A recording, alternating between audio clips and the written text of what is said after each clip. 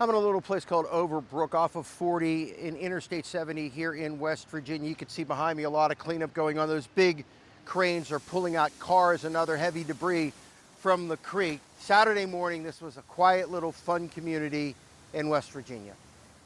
By Sunday morning, a lot of it was destroyed.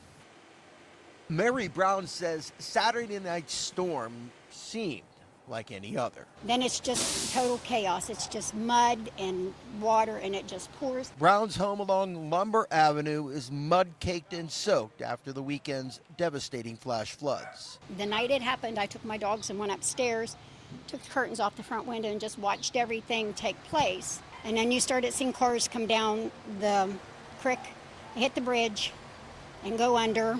And you're never sure if people's in them or not. Dive crews would spend the day looking for those still missing. A car was pulled from the debris clogging the Schilling Bridge over Big Wheeling Creek. It turned out to be empty.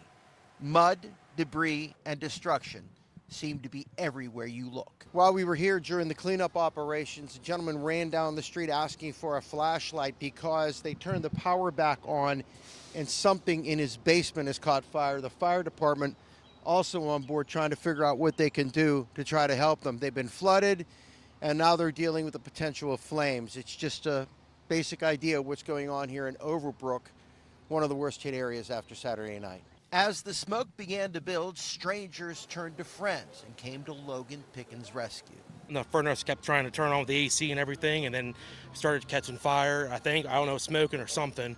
So thank God I ran down there and grabbed people to come up here and help. I'm just glad those guys down there came running down here for me. I never had help like this before. For the people of this little place, there is so much cleanup and so much despair, but equal parts resolve and kindness. There's people that's offered me money. When I walked over there, this one lady was like, I just want to bless you. I don't know this lady from a can of paint.